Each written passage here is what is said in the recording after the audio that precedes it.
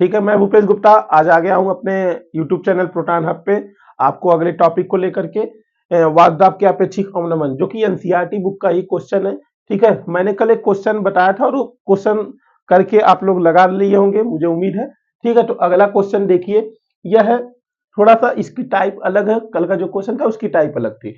यदि एक वाष्पशील पदार्थ ए, ये जो वाष्पशील पदार्थ है मेरे दोस्त, उसका अणुभार दिया हुआ 40 ग्राम, वो वाष्पशील पदार्थ कौन है इससे उसको कुछ लेना देना नहीं, उसका अणुभार दे दिया को 114 ग्राम ऑक्टेन, ऑक्टेन का फार्मूला लिख दिया है C8H18। जब आप क्लास 11 में रहे होंगे तो आईपीएससी नेम पढ़ाया गया होगा।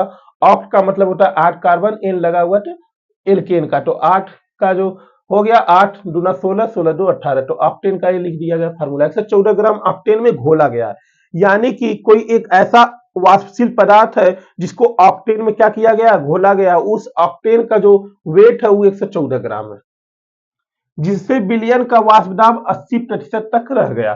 तो जिससे क्या हुआ कि जो विलयन का वाष्प दाब था पहले तो 100% रहा होगा, पहले तो 100% रहा होगा। अब उसका क्या बोला, जब वाष्पशील पदार्थ को मिला दिया गया तो क्या हो गया, 80% तक रह गया। तो अवाष्पशील पदार्थ कितने ग्राम घोला गया है, जो अवाष्पशील पदार्थ है या कितना ग्राम था, जबकि उसका अणुभार दिया हुआ है। बात को बहुत बारीकी से समझिएगा, क्वेश्चन बहुत ही आसान है सर, बस समझने की बात है कि जो वाष्पशील पदार्थ ए है उसका जो अणुभार दिया हुआ, अणुभार का मतलब है जो वाष्पशील पदार्थ है, अणुभार यानी कि उसका भार पता नहीं है लेकिन अणुभार यानी एम ए बराबर आपका दिया हुआ है 40 ग्राम प्रति मोल। ठीक है, ये दे दिया गया है। तो यहां पे अगर मैं बात करूंगा इसकी मोलों की संख्या यानी ए बराबर टू डब्ल्यू ए बटे 40, खत्म इसकी कहानी। अब जो बोल रहा है ऑक्टेन, ऑक्टेन जो है, ये बात हो गई है अवाष्पशील पदार्थ ए है, कुछ इसके बारे में पता नहीं। जो बी की बात हो रही है वो ऑक्टेन की हो रही है। तो ऑक्टेन का जो है C8H18, इसका जो भार है WB बराबर 114 ग्राम है। अब इसका अणु भार जो है वो क्या होगा ऑक्टेन में, तो ये हो जाएगा 8 है, इसका परमाणु भार 12 होता है और ये हो गया 18 गुणे 1, तो सीधी सी बात है 12 बटे 96 और ये हो गया आपका 18, 18 में 96 जोड़ेंगे तो 114 MB बराबर।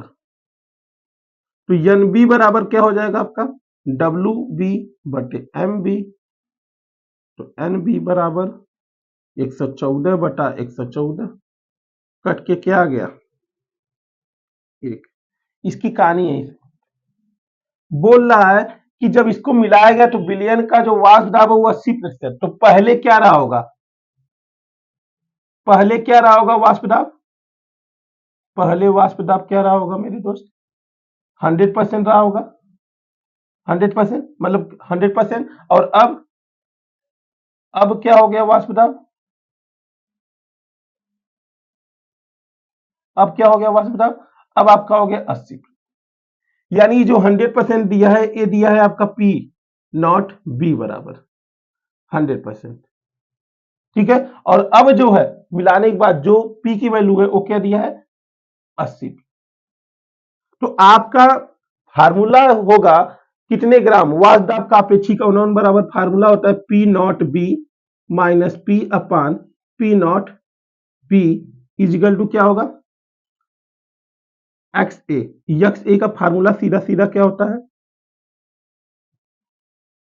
P not B, X A का फार्मूला हो जाएगा आपका क्या डब्ल्यू ए बटे M A, sorry N A बटे N B plus N A. ठीक है, तो A N A upon N B जो है N A plus N B, यहां से मैं अगर बात करूं एन ए की वैल्यू हमें पता नहीं है यहाँ पे डब्ल्यू की, तो ए देखिए रखेंगे सब मान, पी नॉट बी की वैल्यू है 100 माइनस 80 अपान यहाँ पे क्या दिया है पी नॉट वैल्यू 100, यहाँ पे एन ए की वैल्यू हो जाएगी डब्ल्यू ए बटा 40 और यहाँ पे आपका हो गया डब्ल्यू ए बटा 40 प्लस और यहाँ पे आपका हो जाएगा एन बी की वैल्यू है 1, एन बी की वैल्यू है 1।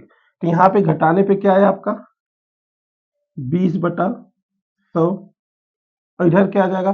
देखिए जब ये आपका इसका मान जब न दिया गया हो तो एक और कंडीशन आता है कि ये जो मूलों की संख्या है ये इसको नगण्य मान लिया जाता है, यानी N A plus N B बराबर आपका एन बी हो जाता है। लेकिन अगर आप नहीं मानते तो भी आपका लगना ही है। यहाँ पे हो जाएगा WA/40 पूरे बटे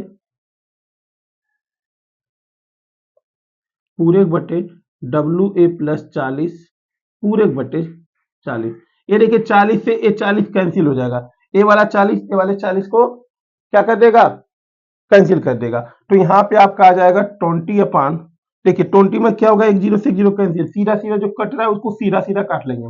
2/10 करेंगे मेरे दोस्त, और यहाँ पे हो जाएगा WA+40, क्योंकि ये 40 से 40 को कैंसिल कर दिया। अब क्रॉस मल्टीप्लाई करेंगे इसका यहाँ पे और इसका यहाँ पे, तो ये हो जाएगा 2 इन ब्रैकेट WA+40, यहाँ पे हो गया 10 WA। तो अब देखिए यहाँ पे क्या हो जाएगा 2WA+40 गुना 80 बराबर 10 WA। जिसकी वैल्यू ज्यादा होती है अपने जगह रहता है, जो कम होता है उसके पास जाएगा। तो इधर से 2 उधर जाएगा तो माइनस में हो जाएगा, तो ये हो जाएगा 80 बराबर 10 WA माइनस 2 WA। 10 में से 2 जाएगा मेरे दोस्त, तो क्या हो जाएगा आपका 8 WA। 8 इधर आके के डिवाइड करेगा तो क्या हो जाएगा आपका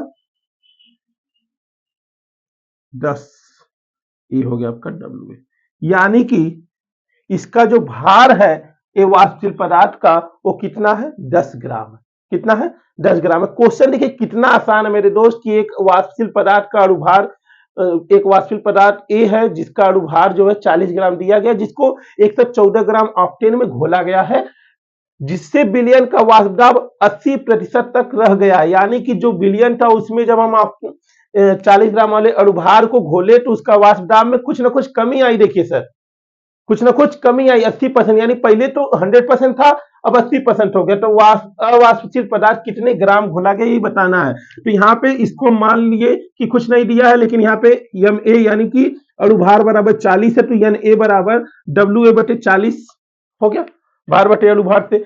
बी यानी ऑक्टेन की बात किया जाए तो WB बराबर यानी कि इसका जो भार है वो हो गया 114, और जो अणुभार है उसको हमने निकाल लिया 8 है, 8 गुणे 12 प्लस 18 गुणे 1, दोनों को 12 8 96 और 18 कम 18 दोनों को जोड़ेंगे तो 114 आएगा। तो एन बी बराबर 114/114 भार बटे अणुभार से एन बी की वैल्यू आ गई 1।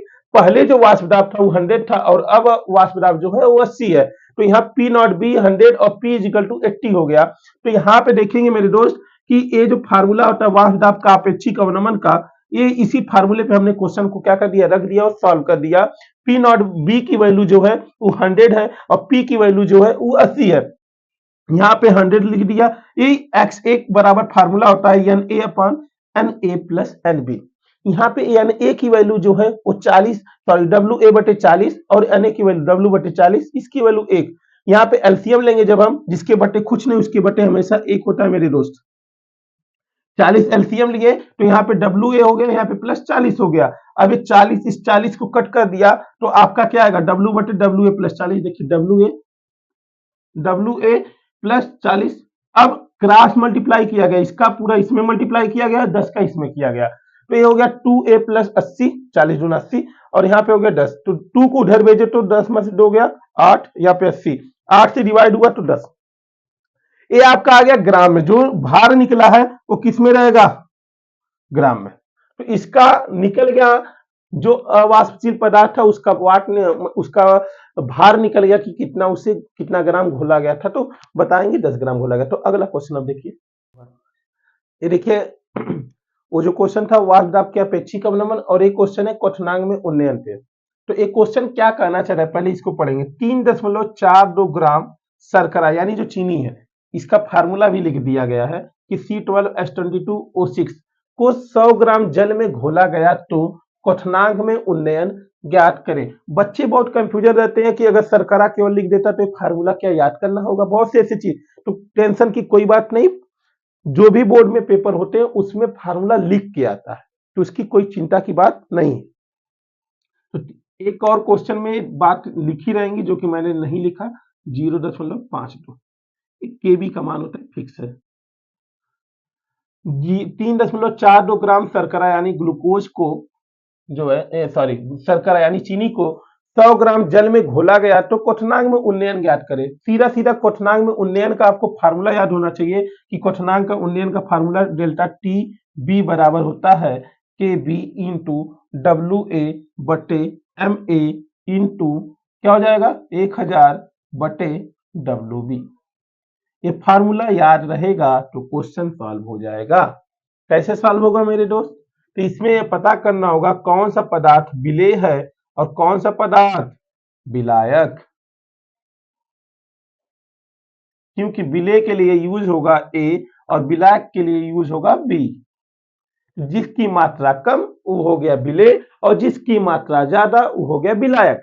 तो मेरे दोस्त 3.42 ग्राम अगर शर्करा है और 100 ग्राम जल है तो कौन विलेय कौन विलायक? सीधी सी बात है, 3.42 कम है यानी यह विलेय हो गया, यानी डब्ल्यू ए बराबर क्या हो जाएगा मेरे दोस्त 3.42 ग्राम। ठीक है, शर्करे की बात करो। अब इसका अगर मैं अणुभार निकालूं तो मुझे तो याद है कि इसका अणुभार जो होता है 342 ग्राम प्रति मोल होता है, लेकिन आप निकालेंगे कैसे सर? कैसे निकालेंगे? तो इसके लिए आपको एक ही काम करना है, 12 का 12 में करेंगे गुणा, क्योंकि 12 संख्या दी गई है। देखिए 12 संख्या दी गई है तो 12 गुणे क्या हो गया 12 प्लस हाइड्रोजन की संख्या जो है 22 गुणे 1 22 आएगा और ऑक्सीजन की संख्या 16 गुणे 6 परमाणु भार है ये संख्या है। तो 12 का गुणा 12 में करेंगे तो 144 22 और 16 6 96 सबको जोड़ दीजिए 342 आएगा। ठीक है, तो ये इसकी कहानी यहीं पे समाप्त होती है। ये तो यम ए निकल गया, तो यहाँ पे अगर मैं देखूं कि यम ए निकल गया जब, तो यहाँ पे विलायक यानी जल की बात किया जाए तो डब्ल्यू बी बराबर आपका दिया गया है 100 ग्राम। ठीक है 100 ग्राम, तो इसमें डब्ल्यू बी की जरूरत रहती है, यम ए की वैल्यू जरूरत रहती नहीं, क्योंकि यहाँ पे देखिए डेल्टा टी बी बराबर के बी चाहिए, डब्ल्यू ए बटे यम ए और डब्ल्यू बी। तो डेल्टा टी बी निकालना है आपको, तो हो जाएगा के बी की वैल्यू होगी 0.52, डब्ल्यू ए की वैल्यू कितनी है 3.42, एम ए की वैल्यू 342 गुणे 1000 बटे डब्ल्यू बी की वैल्यू 100। एक जीरो से एक जीरो खाली कैंसिल करिए, ज्यादा नहीं, ताकि यही 100 का गुणा इसमें कर सके आप। तो हो जाएगा डेल्टा टी बी बराबर 0.52 गुणे 342, 100 का गुणा इसमें होगा तो दशमलव खत्म और यहाँ होगा 342 और गुणे 10, 342 से 342 खत्म, तो यहाँ पे आ गया डेल्टा टीबी बराबर 0.52 बटे 10। ठीक है, कट के नीचे केवल 10 बचा, तो यहाँ पे जब 10 से डिवाइड करेंगे माय डियर स्टूडेंट तो हो जाएगा 0.052। ये आपका आंसर आ गया। तो देखिए क्वेश्चन बहुत ही आसान था, बस समझने की बात है कि क्वेश्चन हम समझ पा रहे हैं कि नहीं समझ पा रहे हैं। अगर क्वेश्चन को आप समझ जा रहे हैं मेरे दोस्त तो क्वेश्चन को सॉल्व करना बहुत ही आसान है। ये जैसा कि कहा कि 3.42 ग्राम शर्करा है जो चीनी है को 100 ग्राम जल में घोला गया है, तो 100 ग्राम जब जल में घोला गया तो क्वथनांक में उन्नयन, क्वथनांक में क्या उन्नयन हुई है, क्या बढ़ोतरी हुई है वही बताना है। तो ज्ञात करना है, आप केबी का मान 0.52 होता है क्योंकि डेल्टा टीबी बराबर केबी इंटू डब्ल्यू ए बटे एम ए 1000 बटे जिसमें जो चीज घोली गई होती है उसका केबी क्वेश्चन में दिया गया होता है। तो यहाँ पे अगर मैं बात करूं इसकी तो माय डियर स्टूडेंट ये विलेय पदार्थ ए दिया है, यहाँ पे डब्ल्यू ए बराबर ये आपका दिया गया क्वेश्चन है, तो एम ए हमने निकाल लिया, निकालने का तरीका बताया, इसका अणुभार निकालेंगे तो निकल जाएगा 342 आएगा। विलायक जो कि जल है डब्ल्यू बी बराबर 100, तो यहाँ पे बस विलायक में डब्ल्यू बी की ही बात हमें चाहिए, तो यहाँ पे हमने मान रख दिया के बी बराबर 0.52 और डब्ल्यू ए बराबर 3.42 बटे 342, 1000 बटे 100, एक जीरो से एक जीरो कैंसिल किया, इस 100 का गुणा इसमें किया तो 342 बटे 342 से कट के एक हो गया है बटे 10, यानी 0.52 बटे 10 हम 10 से डिवाइड किए तो 0.052 ए आंसर आ गया। तो अगली जो हमारी टॉपिक है मेरे दोस्त हिमांक में अवनमन है, और हम बात करें अगर हिमांक में टॉपिक हमारा दोस्त हिमांक में नमन और पराशर दाब, ये बहुत ही इंपॉर्टेंट टॉपिक है। इसका दोनों का वीडियो, दोनों का न्यूमेरिकल कल की वीडियो में आपके मिल जाएगा। ठीक है, कल हम वीडियो संडे को थोड़ा सा लॉन्ग में बनाएंगे। ये आपका आज का वीडियो यहीं पे समाप्त होता है। ठीक है, अगर क्वेश्चन समझ में आया हो तो कमेंट करके जवाब जरूर दीजिए। ठीक है, जय हिंद।